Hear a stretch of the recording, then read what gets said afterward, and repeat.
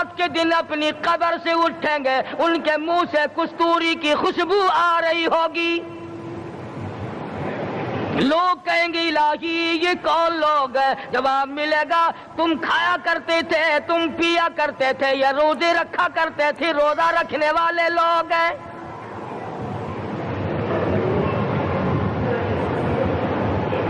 ملتان کے دوستو، اگر تمہاری یہ تمنا ہو کہ ہم قیامت کی پیاس سے بچ جائیں، 50,000 سال کی شدت والی پیاس سے بچ جائیں، قیامت کے دن والی گھبراہٹ سے بچ جائیں، قیامت کے خوفناک عذاب سے بچ جائیں، اگر 50,000 سال کی دھوپ سے بچنا چاہتے ہو، شدت سے بچنا چاہتے ہو، گرمی سے بچنا چاہتے ہو، پیاس سے بچنا چاہتے ہو، مسلم شریف کی روایت میں ہے ایک آدمی کی زبان اتنی باہر لٹک جائے گی اس پہ 18 آدمی کھڑے ہو سکے.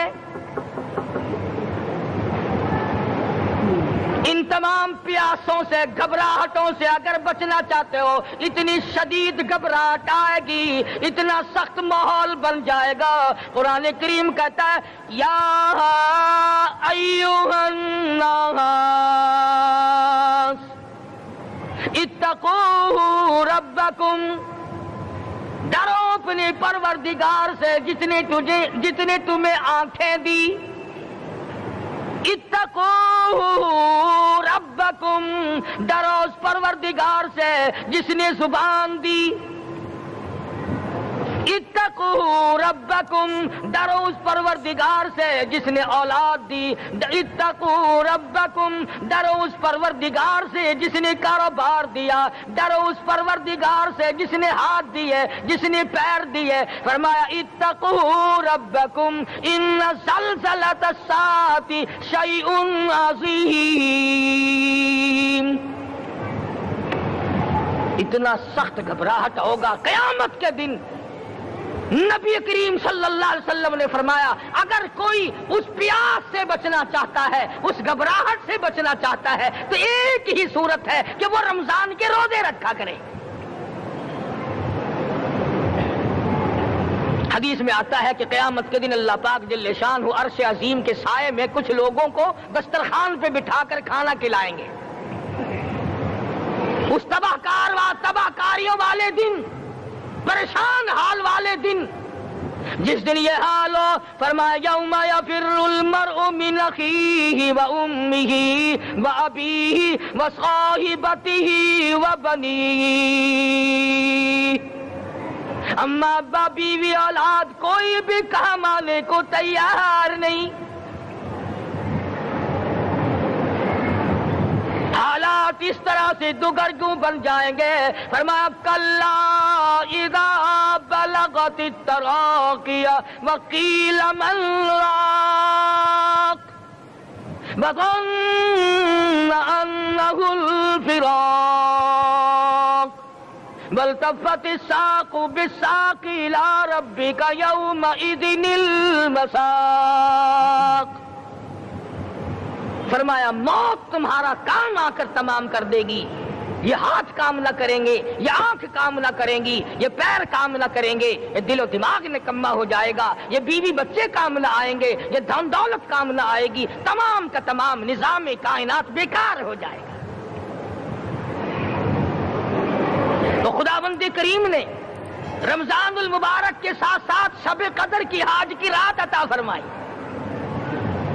اور یوں فرمایا اے میرے محبوب آپ رویا نہ کریں، آپ غم زدہ نہ ہوں، آپ پریشان حال نہ رہا کریں. میں نے تیری امت پہ کرم کر دیا، ایک رات ایسی عطا کر دی جو 1000 مہینوں سے بہتر ہے. اور قرآن کریم پڑھنے کا لطف میں اور آپ کیا جانے. جاؤ ابو بکر صدیق رضی اللہ تعالیٰ عنہ سے پوچھو کیسا قرآن کریم پڑھا کرتا تھا. سارے کافروں نے کھڑے ہو کر کے اعتراض کیا ابو بکر کو ہم زور سے قرآن کریم نہیں پڑھنے دیں گے. ابو بکر قرآن پڑھتا ہے، ہماری عورتیں پر اثر انداز ہوتا ہے، ہمارے بچوں پہ اثر ہوتا ہے. اور مکے کے کافروں کا یہ بیان ہے کہ جب صدیق اکبر قرآن پڑھتا تھا پہاڑ لرز جایا کرتے تھے.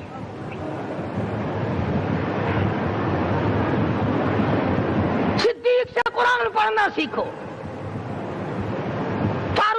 اعظم نے اسی قرآن کریم کے ذریعے سب کچھ حاصل کیا. ساری رات فاروق اعظم قرآن کریم کی تلاوت کیا کرتے تھے, ایک ایک رکعت میں پورا ختم قرآن کرتے تھے. آج تو یہ باتیں کہانی نظر آتی ہیں. صدیق اکبر سے قرآن پڑھنا سیکھو, فاروق اعظم سے قرآن کریم پڑھنا سیکھو, سیدنا عثمان ذی النورین رضی اللہ تعالیٰ ایک رات میں اور ایک رکعت میں پورا قرآن ختم کیا کرتے تھے. نبی کا دوہرا داماد عثمان ذی النورین, جس کو دیکھ کر حضور اکرم صلی اللہ علیہ وسلم فرمایا کرتے تھے, او لوگوں میں عثمان سے حیا نہ کروں جس سے آسمان کے فرشتے بھی حیا کرتے ہیں, جس کا آسمان والے فرشتے بھی ادب کرتے ہیں, میں اس کا ادب نہ کروں. سیدنا علی مرتضی رضی اللہ تعالی عنہ ایسا قرآن کریم پڑھا کرتے تھے, سارا زمانہ شاہد ہے, سارا زمانہ گواہ ہے کہ جب وضو کرتے رنگ پیلا پڑ جاتا, مسجد میں قدم رکھتے بے ہوش ہو جاتے. کسی نے پوچھا امیر المومنین کیا بات ہے؟ فرمانے لگے اللہ کے دربار میں کھڑا ہونے لگا ہوں, ڈرتا ہوں کوئی بے ادبی نہ ہو جائے.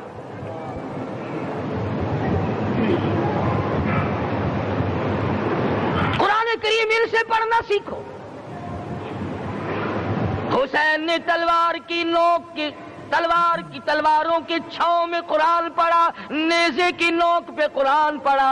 سعید بن مسیب نے تلواروں کی چھاؤں میں قرآن پڑھا. حضرت امام احمد بن حنبل نے کوڑوں کی گونج میں قرآن پڑھا. ابو حنیفہ رحمت اللہ علیہ نے جیل سے جنازہ نکلنے سے پہلے قرآن پڑھا. علامہ ابن تیمیہ نے جیل کے مینارے میں قرآن پڑھا اور کوڑے کھائے.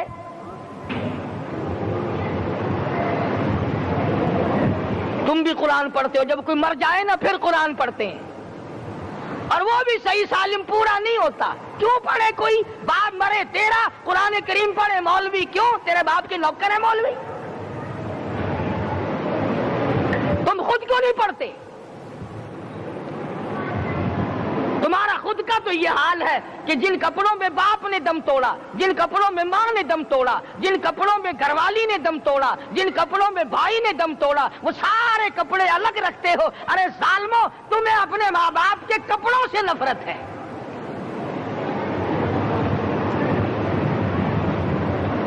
باپ کی دکان سے نفرت تو نہیں, باپ کی چارپائی سے بڑی نفرت ہے. جس بستر پہ باپ دم توڑے تم اس بستر کو نہیں استعمال کرتے.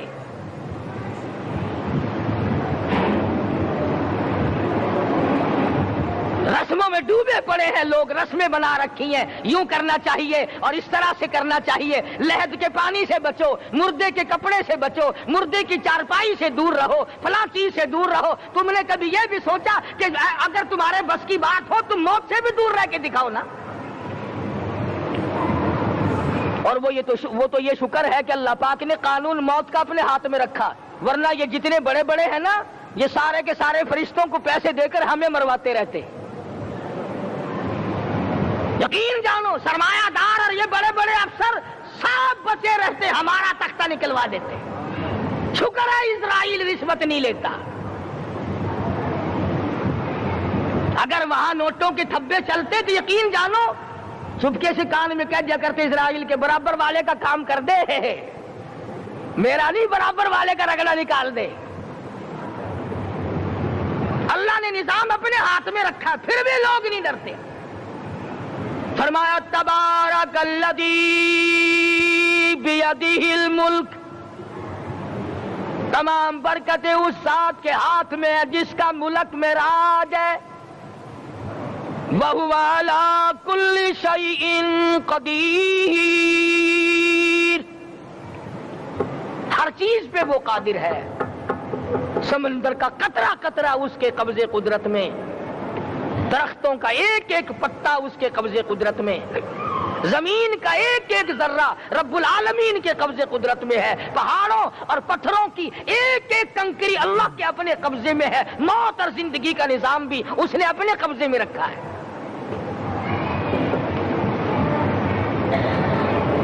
قرآن کریم ان سے پڑھنا سیکھو اگر کسی نے پڑھنا ہے. مجد الفسانی سرہندی رحمت اللہ علیہ جب قرآن کریم پڑھا کرتے تھے تھوڑا سا پڑھتے پھر بے ہوش ہو جاتے. شاہ ولی اللہ نے مار کھا کر قرآن کریم پڑھا. شاہ عبدالعزیز کے دونوں ہاتھوں کے انگوٹھے کھینچ کر نکال دیے گئے مگر قرآن پڑھا. مولانا شاہ اسماعیل شہید رحمت اللہ علیہ کو بالا کوٹ میں ٹکڑے کر دیے گئے مگر اللہ والے نے قرآن کی تلاوت نہ چھوڑی.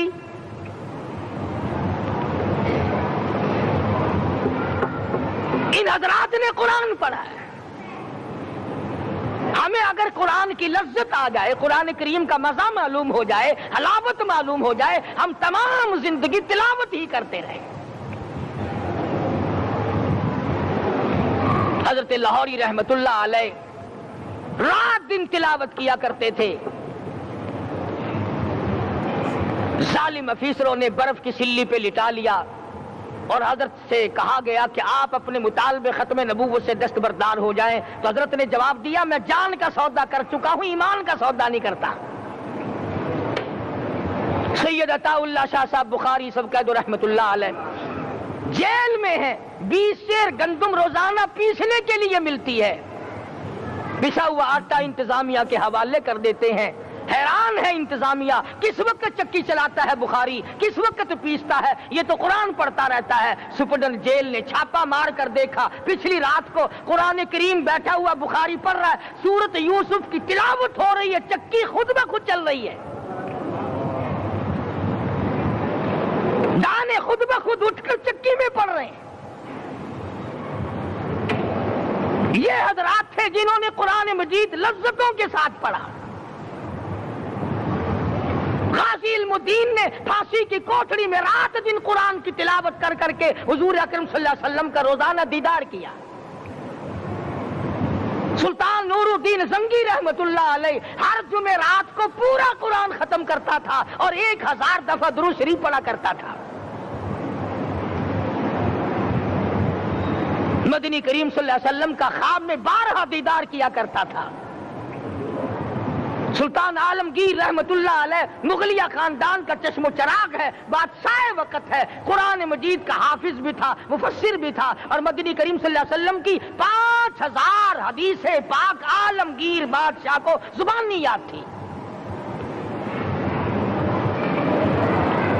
اور اتنا اچھا مسلمان آدمی تھا کہ ساری زندگی میں تہجد کی نماز قضا نہیں کی. ساری زندگی میں بادشاہ تہجد پڑھا کرتے تھے. آج تم 2 ٹکے کے آدمی تہجد نہیں پڑھتے. یہی وجہ ہے کہ ہم آج کافروں کے سامنے مرغوب ہیں, مغلوب ہیں, ان سے دبے ہوئے ہیں. کبھی اسرائیل فلسطینیوں کو مارتا ہے, کبھی لبنان کو مارتا ہے, کبھی شام پہ چڑھائی کرتا ہے. یہی وجہ, ہم نے قرآن چھوڑا, اللہ پاک نے اپنی رحمت کی چادر ہمارے سر سے اتاری. قرآن کریم کی لذت ان لوگوں کو ملی جنہوں نے ہر موڑ پہ تلاوت کی. صحابہ اکرام رضوان اللہ تعالی علیہ مجمعین میں سے ایک رات ایسی آئی, حضور صلی اللہ علیہ وسلم نے فرمایا کہ آج ہماری پہرے داری کون کرے گا. 2 انصاری جوان اٹھے اور وہ کہنے لگے کہ ہم کریں گے. چنانچہ حضور صلی اللہ علیہ وسلم نے ان کو پہرے دار بنا دیا. کمال کی زندگی صحابہ کرام کی. کوئی کسی کی کوٹھی کی چوکی داری کرے گا, کوئی کسی کے بنگلے کی چوکی داری کرے گا, کوئی غلہ منڈی کی چوکی داری کرے گا, کوئی سبزی منڈی میں چوکی داری کرے گا, کوئی کپڑا مارکیٹ میں چوکی داری کرے گا, کوئی لوہا مارکیٹ میں چوکی داری کرے گا. یہ انصاری جوان کتنے خوش نصیب ہے جو کالی کملی والے کے لشکر کی چوکی داری کر رہے ہیں. دونوں نوجوانوں نے آپس میں مشورہ کیا کہ بھئی جاگنا تو ویسے بھی ذمہ لگ گیا, تو سو جا, میں جاگتا ہوں. چنانچہ جاگنے والے نے سوچا کہ خالی جاگ کر کیا کروں گا, قرآن کریم کی تلاوت کروں اور نماز کی نیت باندھ کر تلاوت کروں تاکہ پروردگار عالم راضی ہو جائے. فرمایا فاذکرونی اذکرکم, وَاشْكُرُوا لِي وَلَا تَكْفُرُونَ. تم مجھے یاد کرو میں تمہیں یاد کروں گا. اگر تم مجمع میں مجھے یاد کرو گے میں فرشتوں کے مجمع میں تمہیں یاد کروں گا. اور اگر تم مجھے تنہائی میں بیٹھ کے یاد کرو گے تو اللہ پاک جل شانہ فرماتے ہیں میں تمہیں عرش عظیم پہ یاد کروں گا. جس نوجوان نے اپنے ذمہ جاگ نہ لیا, قرآن کریم کی تلاوت شروع کر دی, نماز کی نیت باندھ کر سورت کہف پڑھنے لگا, دشمن کی طرف سے تیر لگا کمر میں, پتہ ہی نہ چلا. کیسی نماز پڑھتا ہوگا کہ اس کو پتہ ہی نہ چلا. دوسرا تیر لگا, تیسرا تیر لگا, خون بہ کر سونے والے ساتھی کے نیچے پہنچا. اس نے اٹھ کر شور مچایا نماز ختم کر دشمن آ گیا. چنانچہ جب نماز ختم کی تو کمر پہ ہاتھ لگا کر کہنے لگا کہ میری کمر میں تو تیر چبھے ہوئے ہیں. انہوں نے کہا تجھے پتہ نہیں؟ کہنے لگا نہیں مجھے کوئی پتہ نہیں. اب وہ صحابی کھینچ کر نکالنے لگا. وہ جس کو لگے ہوئے تھے وہ کہنے لگا کہ اب تو دکھ ہوتا ہے, میں دوبارہ نیت باندھتا ہوں, قرآن پڑھنے لگوں گا, پھر نکالنا مجھے پتہ نہ چلے گا. اور مسلمانوں خدا کی قسم نبی کے دیوانوں نے, نبی کے پروانوں نے ایسا قرآن پڑھا تیر چبھتے گئے پتہ ہی نہ چلا.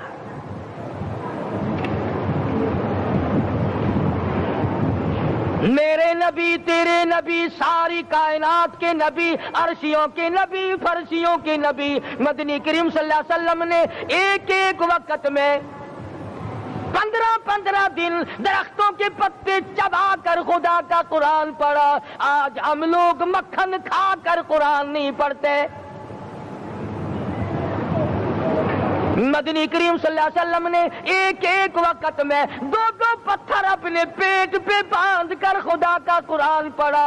آج ہم لوگ ہزاروں نعمتیں کھا کر قرآن کریم نہیں پڑھتے. سیدہ عائشہ صدیقہ رضی اللہ تعالی عنہ فرماتی ہیں کہ جب رمضان کا چاند نظر آتا تو حضور صلی اللہ علیہ وسلم کا رنگ پیلا پڑ جاتا, دعا میں عاجزی بڑھ جاتی, رکعت لمبی ہو جاتی, سجدے لمبے ہو جاتے, اللہ سے مانگنا بڑھ جاتا. فرماتی ہیں کہ ایک دن حضور صلی اللہ علیہ وسلم نے ساری رات رو رو کے گزاری. تو صبح کو میں نے عرض کیا کہ یا رسول اللہ آپ اتنے پریشان جو ہوتے ہیں کیا آپ کو اپنی بخشش کا یقین نہیں؟ تو آپ نے فرمایا میری عائشہ جب مجھے یقین ہے تو کیا میں خدا کا شکر گزار بندہ نہ بنوں؟ اس نے جو مجھے اتنا بڑا مرتبہ عطا کیا ہے میں اس کا شکر گزار بندہ نہ بنوں؟ نبی ساری رات روئے, امتی ساری عمر میں ایک دن نہ رویا. فرمایا ان تعذبهم فإنهم عبادك, ان تعذبهم فإنهم عبادك وَإِن تَغْفِرْ لَهُمْ فَإِنَّكَ أَنْتَ الْعَزِيزُ الْحَكِيمُ. ساری رات گزار دی اسی آیت کو تلاوت کرتے کرتے. محمد عربی صلی اللہ علیہ وسلم نے او میرے رب اگر تو ان کو عذاب دے تو یہ تیرے بندے ہیں, اور اگر معاف کر دے گا تو تیرے خزانے میں کوئی کمی نہیں. وَإِن تَغْفِرْ لَهُمْ فَإِنَّكَ أَنْتَ الْعَزِيزُ الْحَكِيمُ. تو بخشنے والا ہے, تو غالب اور حکمتوں کا مالک ہے, تیرے یہاں کون سی کمی آ جائے گی؟ صحابہ کرام تو جیا کرتے تھے اسی کے سہارے سے. سیدنا معاذ بن جبل رضی اللہ تعالیٰ ہر وقت دعا کرتے تھے الہی جب میری موت آئے, رمضان کا مہینہ ہو, گرمی کا موسم ہو, میرا روزہ ہو, جہاد فی سبیل اللہ ہو, کافروں سے مقابلہ ہو رہا ہو, لڑائی ہو, اعلان ہو چکا ہو, تؤمنون باللہ ورسولہ وتجاہدون فی سبیل اللہ.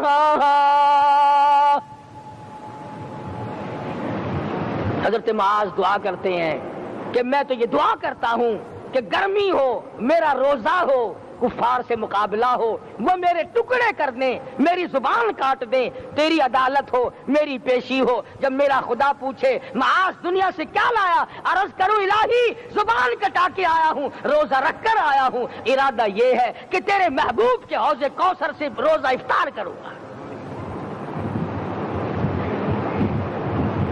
آج قوم کھلے بندوں کھاتی پھرتی ہے، انہیں شب قدر کا کیا پتا، انہیں لیلۃ القدر کا کیا پتا، انہیں رمضان المبارک کی بابرکت گھڑیوں کا کیا پتا۔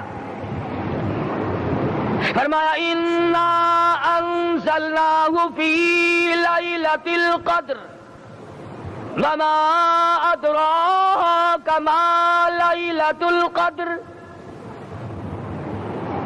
شب قدر وہ رات ہے جس میں میں نے قرآن کو نازل کیا۔ جمہور علماء کے نزدیک آج کی رات ہے وہ جس میں قرآن کریم نازل ہوا۔ حدیث میں آتا ہے کہ جنت میں درخت اسی رات میں لگائے گئے۔ حضور صلی اللہ علیہ وسلم نے فرمایا کہ جنت کو اسی رات میں سجایا جاتا ہے، جنت کے دروازوں کو کھول دیا جاتا ہے، ایک ہوا چلتی ہے، حلقے بجتے ہیں، پوچھا جاتا ہے یہ کیا بات ہے، جواب ملتا ہے کالی کملی والے کے امتیوں کے لیے جنت کو کھول دیا گیا۔ آج جو لوگ مانگ رہے ہیں، جو لوگ اللہ کے ذکر میں بیٹھے ہیں، یہ پاگل نہیں، یہ دیوانے نہیں۔ ارشاد مدنی کریم صلی اللہ علیہ وسلم کا اسی رات کے بارے میں فرمایا اللہ پاک جبریل امین کو حکم دیتے ہیں جھنڈا لے کر دنیا میں چلے جاؤ، لاکھوں کروڑوں فرشتوں کو ساتھ لے جاؤ، ہر گھر میں جاؤ، ہر دعا کرنے والے کی دعا پہ آمین کہو، جہاں جا میرے نیک بندے موجود ہیں اور جبریل ان سے مصافحہ کر۔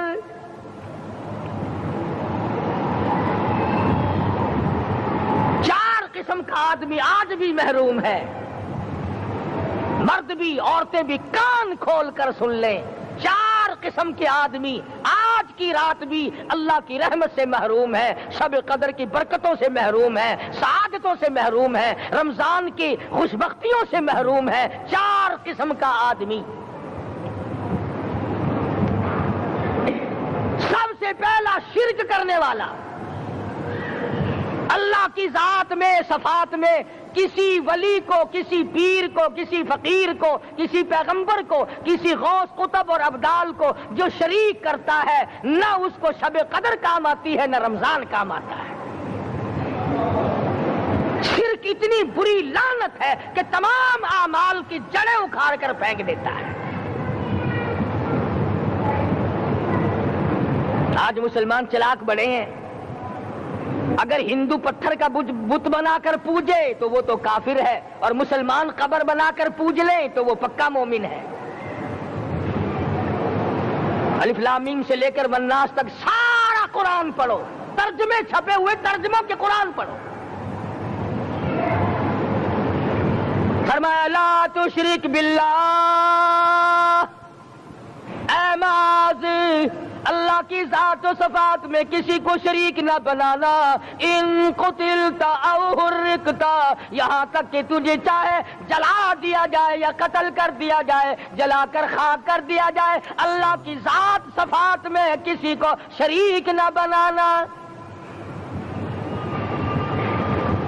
اور یہی مفہوم ہے لا الہ الا اللہ محمد الرسول اللہ صلی اللہ علیہ وسلم کا۔ فاران کی چوٹیوں پہ کھڑے ہو کر کالی کملی والے صلی اللہ علیہ وسلم نے جو سب سے پہلا خطبہ دیا، جو سب سے پہلا نرالا خطبہ دیا، وہ یہی تھا لا الہ الا اللہ، اللہ کے سوا معبود کوئی نہیں، پوجا کے قابل کوئی نہیں، نظر نیاز کے قابل کوئی نہیں، حاجت روا کوئی نہیں، مشکل کشا کوئی نہیں، تیری میری فریاد سننے والا کوئی نہیں، ایک اللہ کی ذات ہے۔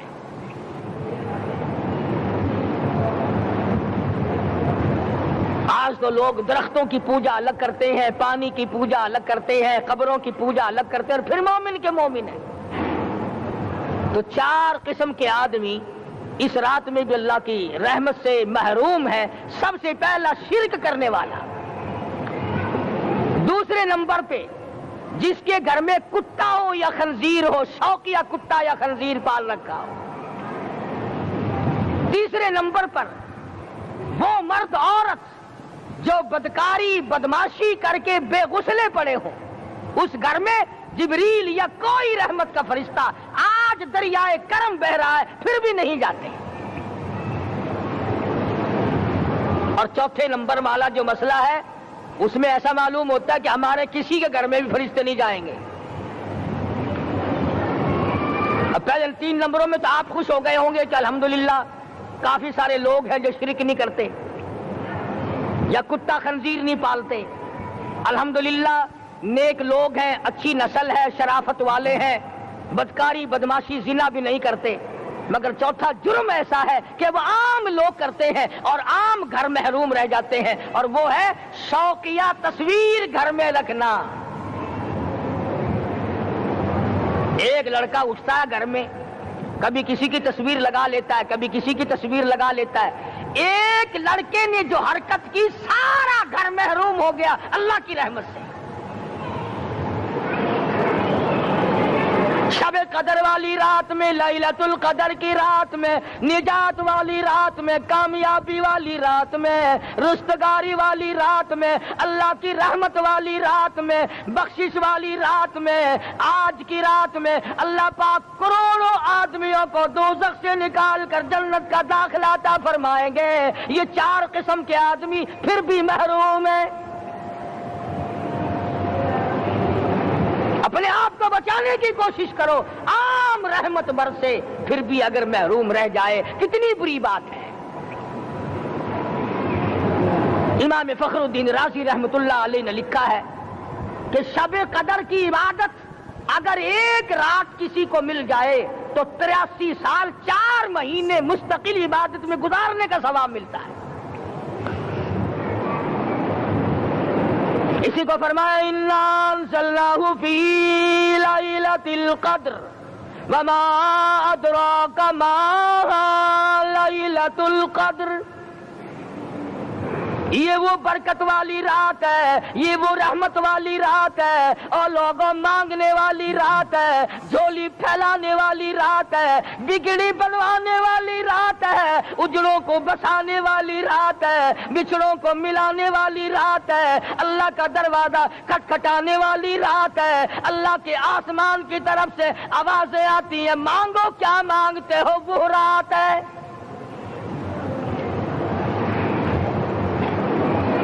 اب نبی کریم صلی اللہ علیہ وسلم کی زبان مبارک پر اگر کوئی یقین نہ کرے تو اس کا کیا علاج ہے؟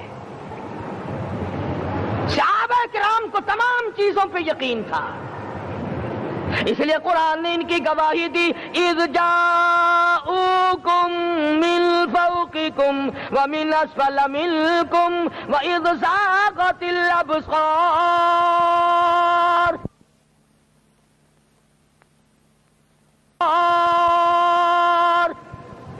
وبلغت القلوب الحناجر. فرمایا کہ صحابہ کے سانس گلے میں اٹک گئے تھے، پیاس اور بھوک کی وجہ سے میدان جہاد میں کھڑے تھے، پریشان حال تھے، مگر پھر بھی اتنا مضبوط ایمان تھا. کہتے تھے وما زادہم الا ایمانا و تسلیما. ہمارا نبی سچا، ہمارا خدا سچا، ہمارا قرآن سچا. بے شمار واقعات قرآن کریم پیش کرتا ہے صحابہ کرام کہ انہوں نے اپنی زندگی میں کبھی بھی اس قسم کا کام نہیں کیا جو جس سے اسلام بدنام ہوتا ہو.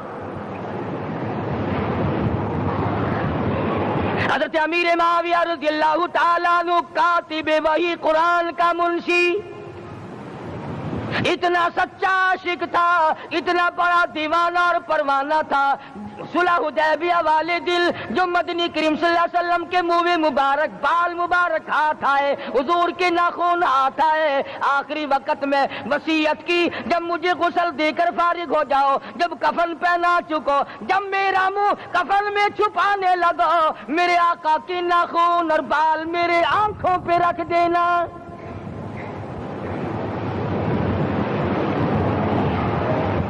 اس قدر جذبہ تھا ان حضرات میں. اور نماز کبھی کسی صحابی نے قضا نہیں کی. آج کا مسلمان تو کسی معاملے میں بھی نہیں لڑتا. حضور صلی اللہ علیہ وسلم نے مکروز میت کی نماز جنازہ کبھی نہیں پڑھائی.